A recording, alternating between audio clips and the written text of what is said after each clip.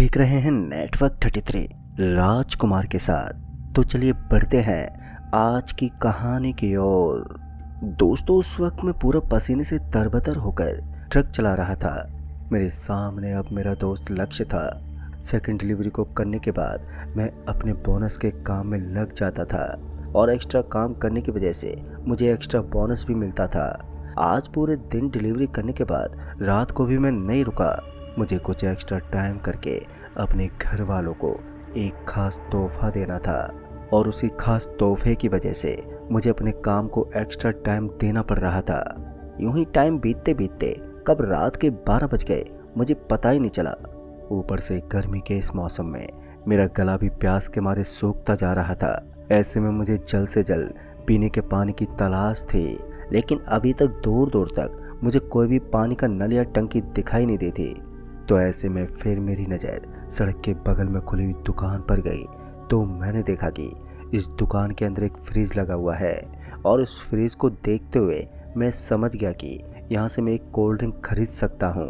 मैंने तुरंत ही अपने ट्रक को उस दुकान के पास ले जाकर रोक दिया और 2-3 बार ज़ोर ज़ोर से हॉर्न बजाया। तब जाकर एक आदमी बाहर निकला। उस आदमी की उम्र लगभग 75 से 80 साल की थी। मैंने उस बुजुर्ग आदमी को बोला, अरे दादाजी, ज़रा एक कोल्ड ड्रिंक की बोतल तो दीजिए।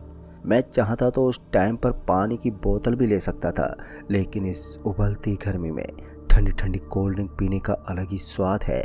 खैर, उधर मेरी बात सुनकर उसने बोला, बेटा 2 मिनट रुको, मैं अभी लेकर आता हूँ। मैंने उसके हाथ में पैसे थमा दिए और मैं अपनी ट्रक के अंदर बैठकर उसका वेट करने लगा। दोस्तों, आज के दिन में डिलीवरी करने के लिए अकेला ही निकला था। मेरा खलासी भी एक्स्ट्रा टाइम होने की वजह से काम छोड़कर निकल गया था। ऐसे में सारा का सारा काम मुझे अकेले ही संभालना था।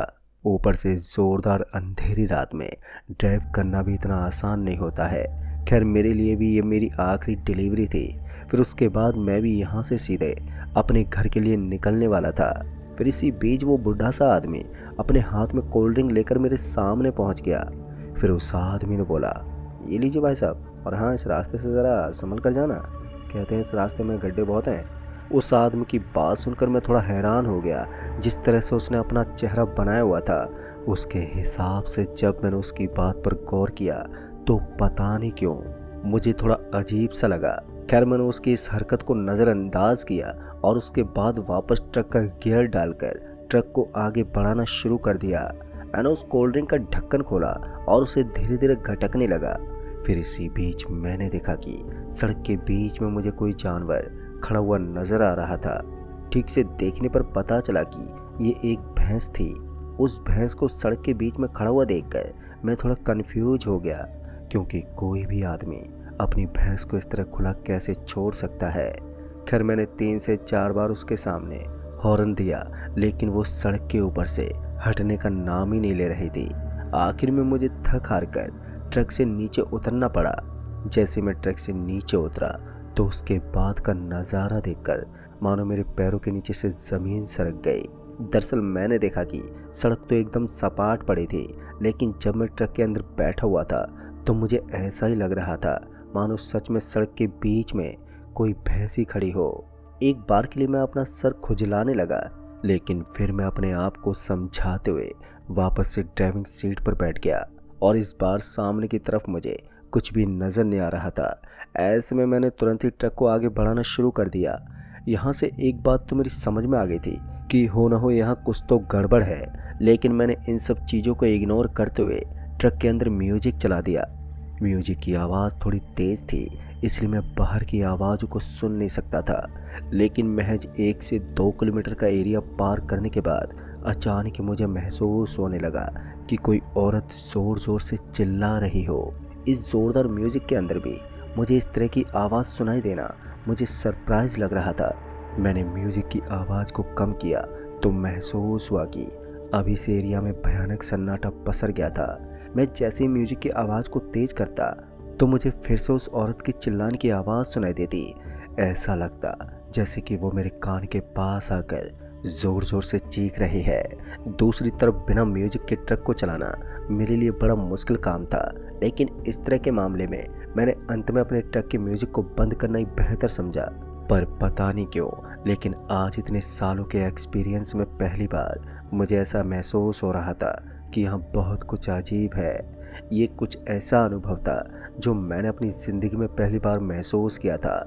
इस अनुभव को महसूस करने के बाद मैंने ट्रक के अंदर बज रहे म्यूजिक की आवाज़ को एकदम कम कर दिया और ट्रक की रफ्तार को भी थोड़ा कम कर दिया। फिर इसी बीच मुझे महसूस हुआ कि ट्रक के पीछे से कोई चीज़ खटखटा रही है।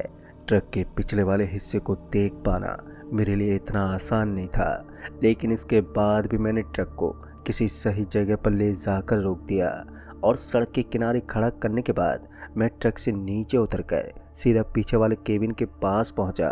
जैसे ही मैंने ट्रक के पीछे वाले केबिन को देखा तो मेरी आंखें खुली की खुली रह गईं। ऐसा लग रहा था जैसे कि मेरा पूरा बदन ठंड के मारे जम सा गया था। इतनी गर्मी में भी मैं अपने हाथ पैर को हिला पाने में नाकाम था। दरअसल मैंने देखा कि ट्रक के इधर उधर कटे हुए हाथ और पैर दिखाई पड़ रहे थे। पूरा का पूरा ट्रक खून से लाल हो गया था और ये दृश्य मेरे लिए इतना ज़्यादा डरावना था कि मुझे सांस लेने में भी तकलीफ हो रही थी। इतने में ही एक ऑटो मेरे बगल से निकली और उस ऑटो की रफ्तार इतनी ज़ोरदार थी कि मैं हवा के वेग से ही पूरा अंदर तक कांप गया। मुझे तो पता ही नहीं चला कि कब उस ऑटो ने मेरे बगल से एंट्री मारी, लेकिन एक चीज़ अब पूरी तरह से साफ हो गई थी कि मेरा यहाँ पर रुकना मौत को दावत देने जैसा है। इस हाईवे के ऊपर मुझे ना जाने कितने अजीब अजीब दृश्य देखने को मिल रहे थे। बाद में मैं जल्दी से भागता हुआ अपनी ट्रक के पास पहुंचा और ट्रक को स्टार्ट करके वहां से निकलने की कोशिश करने लगा, लेकिन ट्रक स्टार्ट होने के बाद 1 इंच भी आगे नहीं बढ़ पा रही थी। ऐसा लग रहा था जैसे कि ट्रक के अंदर अचानक कोई मिस्टेक हो गई है। फिर एक बार मैं बुरी तरह से फंस गया था। इतने में ही मेरी नज़र फिर से सामने की तरफ गई तो मैंने देखा कि मुझे सामने की ओर एक भैंस भटकती हुई नजर आ रही थी। उस भैंस को देखकर मेरा सर चकरा गया। मैं समझ गया कि अब मेरे साथ फिर से कुछ अजीब होने वाला है। पिछली बार भी जब मैंने उसे देखा था तो उसके बाद मेरे साथ अजीब घटनाएं घटने लगी थी और इस बार भी शायद कुछ ऐसा ही होगा। मेरी आंखें उस भैंस के ऊपर टिकी हुई थी कि फिर अचानक पीछे से मुझे एक ऑटो दिखा। सच बताऊं तो मैंने अपनी ज़िंदगी में उस ऑटो से ज़्यादा रफ्तार किसी भी गाड़ी की नहीं देखी थी। मुझे अब यही देखना था कि इस ऑटो और इस भैंस के अंदर किस तरह की टक्कर होती है, क्योंकि अगर वो ऑटो उस भैंस से टकरा जाता तो शायद वो ऑटो एक कचूमर की तरह बन जाता। मेरी आंखें अब बड़ी बड़ी हो गई थी, मगर जैसे वो ऑटो उस भैंस के पास पहुंची तो मैंने देखा कि वो उसके आर पार हो गई और मेरी आंखें चौंधिया गई।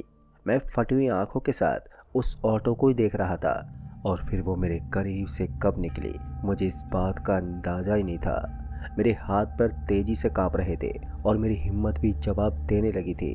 फिर से जब मैंने सामने देखा तो सड़क अब एकदम साफ नजर आ रही थी। एक के बाद एक अजीब दृश्य देखने को मिल रहे थे। ऐसा लग रहा था कि मैं भूतों के काफिले में आ चुका हूँ, जहाँ कदम कदम पर मुझे ऐसे डरावने दृश्य देखने को मिलते हैं। अब तो मेरे अंदर हिम्मत भी नहीं थी कि मैं ट्रक के दरवाजे को भी खोल सकूं। बस मैं ट्रक के एक्सीलेटर पर पांव रखकर उसे आगे बढ़ाने की कोशिश कर रहा था, लेकिन ट्रक अब टस से मस होने का नाम ही नहीं ले रही थी। मुझे ऐसा लग रहा था कि मेरी ज़िंदगी में अंधेरा हो गया है और अब मैं कुछ भी कर पाने के लायक नहीं हूँ। लेकिन दोस्तों, वो कहते हैं ना, जब भगवान सभी दरवाजे बंद कर देता है तो रोशनी का एक ऐसा दिया जगमगाता है जो आपको एक नई उम्मीद दे। मेरी ज़िंदगी में भी एक ऐसा ही कोई दिया चमकने वाला था। अभी मैं जिस मौत के चंगुल में फंसा हुआ था उससे बचने का एक ही रास्ता मुझे अब दिखाई देने लगा था। दरअसल मैंने देखा कि सड़क के जस्ट थोड़ा सा आगे एक खेत नज़र आ रहा था। ऐसा लग रहा था कि वहाँ पर फव्वारे चल रहे हों और ये फव्वारे चलने की आवाज़ मुझे अभी से सुनाई देने लगी थी। ऐसे में हो सकता था कि किसानों के यहाँ रात को लेट लाइट आई हो, जिसकी वजह से लोगों को देर रात अपने खेत में पानी देना पड़े। पानी देने की इस आवाज़ ने मुझे एक बार के लिए एक नई उम्मीद दी थी, इसलिए मुझे ना चाहते हुए भी अपनी ट्रक से नीचे उतरना पड़ा। मैं अभी भी बुरी तरह से डरा हुआ था, लेकिन मैंने हिम्मत नहीं हारी और किसी तरह अपने अंदर पूरा दम जुटाते हुए वापस से ट्रक से नीचे उतर गया। पर दोस्तों, इस बार मुझे सड़क से बस थोड़ा ही आगे जाना था ताकि मैं उस खेत तक पहुंच सकूं और वहां पर जाने के बाद मुझे कोई उम्मीद मिल सके। मैंने धीरे धीरे अपने कदम पटकते हुए आगे की ओर बढ़ना शुरू कर दिया। जैसे जैसे मैं अपने कदम को पटकता जा रहा था तो वैसे वैसे मुझे ऐसा लग रहा था जैसे कि मेरे कदमों की आहट उस भयानक से सन्नाटे को तोड़ रही हो। उस जोरदार सन्नाटे का अंदाजा इस बात से लगाया जा सकता है कि उस समय पर मुझे सिर्फ अपने सांसें लेने की आवाज़ ही सुनाई दे रही थी। सूखे हुए पत्तों के ऊपर जैसे मेरे पैर पड़ते तो डर का एहसास होने लगता। यूं ही अपनी जान को जोखिम में डालते हुए मैं एक खेत के पास पहुंच गया। पर जैसे मैं उस खेत के पास पहुंचा तो मैंने देखा कि उस खेत के अंदर सच में फव्वारे चल रहे थे। ये देखने के बाद एक बार के लिए मेरी सांस में सांस आई और उसके बाद मैं जल्दी से भागता हुआ उस खेत के पास पहुंचा तो मैंने देखा कि उस खेत के चारों तरफ जाल लगाया हुआ था। उस जाल के ऊपर कांटेदार तार भी थे जिनको क्रॉस कर पाना मेरे लिए इतना आसान भी नहीं था। किसी तरह से मैंने उन तारों को पकड़कर उनके ऊपर से कूदने की कोशिश की, लेकिन ऐसा मुमकिन नहीं हुआ। उल्टा मेरे हाथ में 2-3 जगह बहुत मोटी खरोंचें लगी, जिसकी वजह से मेरे हाथ से खून बहने लगा। ये खरोंच इतनी जोर से लगी थी कि ये दर्द अब मुझसे बर्दाश्त नहीं हो रहा था। दोस्तों, इस तपती गर्मी के अंदर मेरा हाल बेहाल हो रहा था। तभी पीछे से किसी ने मुझे आवाज़ देते हुए बोला, भाई साहब इतनी जल्दी भी क्या है। जैसे मैंने पीछे पलटते हुए देखा तो मैंने पाया कि एक आदमी ने काले रंग की कंबल ओढ़ रखी थी और उसके हाथ में बीड़ी थी। वो बीड़ी को पीते हुए मेरी तरफ देखता ही जा रहा था। फिर उसने एक बार हल्की सी आवाज़ में बोला, हमसे मुलाकात नहीं करोगे। अब मुझे समझ में नहीं आ रहा था कि मुझे इस आदमी से बात करनी चाहिए या फिर नहीं, क्योंकि ये मेरे लिए खतरनाक भी हो सकता था और ये मेरे लिए मेरी जान बचाने का एक सिलसिला भी बन सकता था। ऐसे में मैंने फैसला किया कि अब किसी भी हालत में मुझे खतरा उठाकर इस आदमी से बात तो करनी चाहिए। फिर उसके बाद मैं उस आदमी के सामने जाकर खड़ा हो गया और फिर उस आदमी से बोला, कौन हो तुम और इतनी रात को इस भयानक सड़क पर क्या कर रहे हो।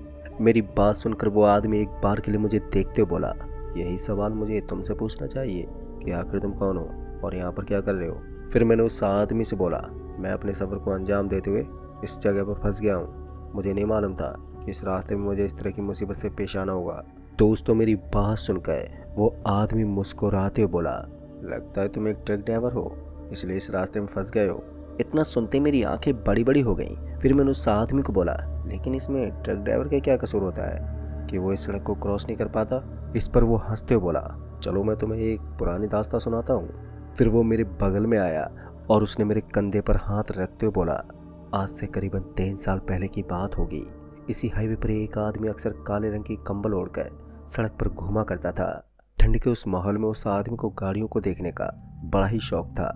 लोगों का कहना था कि उस आदमी का दिमाग सही से काम नहीं करता है और रात के 12 बजने के बाद तो वो आदमी गाड़ियों के सामने हाथ दिखाकर उनके अंदर बैठने की चाहत भी करता। लेकिन सब लोग धीरे धीरे उसकी इस हरकत से रूबरू हो चुके थे। ऐसे में सब उसे यूं ही नज़रअंदाज कर देते। दिमाग से मेंटल कहे जाने वाले उस आदमी का हाल अब धीरे धीरे बेहाल होने लगा। अब वो पहले से भी ज़्यादा बुरी कंडीशन में पहुंच गया। उसकी हालत बद से बदतर होती गई और धीरे धीरे घर वालों ने भी उसका साथ छोड़ना शुरू कर दिया। फिर लगभग 1 महीने के लिए उस आदमी को यूं ही खाने की तलाश में सड़क पर भटकना पड़ा और फिर एक दिन रात की यहीं लगभग 12 बजे के आसपास उसने एक ट्रक के सामने हाथ दिखाया। हाथ दिखाने के बाद ट्रक ड्राइवर ने अपनी ट्रक का ब्रेक तो लगाया, लेकिन उस आदमी की हरकतों से वो ट्रक ड्राइवर इतना ज़्यादा परेशान हो गया कि उसने गुस्से में आकर उस आदमी के ऊपर ट्रक चढ़ा दी। सुना है कि उस आदमी को इतनी बुरी तरह से कुचला गया था कि उस आदमी का खून उस पूरे सड़क के ऊपर फैल गया। उस आदमी की चमड़ी भी 2 भागों में बट गई। दोस्तों, इतना सुनने के बाद मेरे अंदर अजीब सी हलचल होने लगी। ऐसा लग रहा था मानो मेरा दिल दहल गया हो। फिर मैंने उस आदमी को बोला, लेकिन वो आदमी अब हर ट्रक ड्राइवर के पीछे क्यों पड़ा रहता है। इतना कहने के बाद मैं उस आदमी की तरफ देखने लगा, लेकिन अब मुझे महसूस हो रहा था कि अब मेरे कंधे पर रखा हुआ उस आदमी का वो हाथ धीरे धीरे टाइट हो रहा है। ऐसा लग रहा था कि वो मेरे कंधे को दबाने की कोशिश कर रहा है। और फिर अचानक ही एक तेज हवा के झोंके ने उसके शरीर की कंबल को हटा दिया और जैसे ही मैंने उसके बदन को देखा तो मैं बहुत ही बुरी तरह से डर गया। दोस्तों, इस बार का दृश्य मुझे हार्ट अटैक देने वाले जैसा था। दरअसल मैंने देखा कि उस आदमी की चमड़ी आधी जगह से गायब थी। उसके सर के ऊपर बालों की जगह गहरे गहरे गड्ढे नजर आ रहे थे। हाइट में वो आदमी थोड़ा छोटा था, लेकिन उसका वो डरावना चेहरा मुझे अंदर से बहुत डरा रहा था। मैंने उसे धक्का मारकर वहाँ से भागने की कोशिश की, लेकिन इससे कोई फायदा नहीं हुआ। पर अभी भी वो शख्स एक ही जगह पर खड़ा हुआ था, लेकिन मेरे पास यहाँ से सरपट भागने का एक अच्छा मौका था, और इसी मौके का फायदा उठाकर मैंने इधर देखा ना उधर, मैं तुरंत ही वहाँ से भागना शुरू कर दिया। मैं भागते भागते फिर से उस तारबंदी वाले खेत के पास पहुँच गया। पर जैसे मैंने उस तारबंदी वाले खेत को करीब से देखा, तो इस बार मैंने तुरंत ही उसके ऊपर से छलांग लगा दी। किसी तरह खतरा उठाकर मैं उस खेत के अंदर कूद तो गया था, लेकिन अब मुझे डर था कि खेत में जाने के बाद मुझे कोई और इधर उधर की बात सुनाने ना लग जाए, वरना लेने के देने पड़ जाएंगे।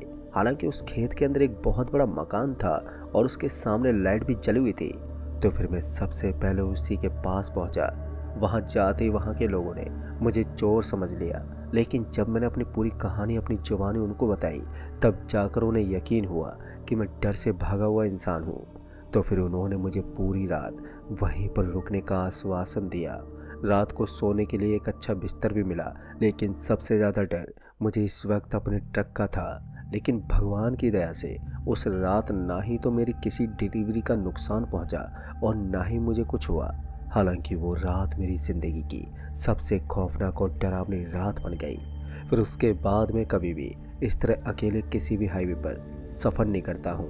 तो दोस्तों, इस कहानी में बस इतना ही। कहानी आपको पसंद आई हो तो वीडियो को लाइक शेयर कमेंट ज़रूर कर दें। तो मैं आपका दोस्त राजकुमार जल्द ही मिलूँगा एक और नई डरावनी भूतिया कहानी के साथ। तब तक के लिए बाय एंड टेक केयर।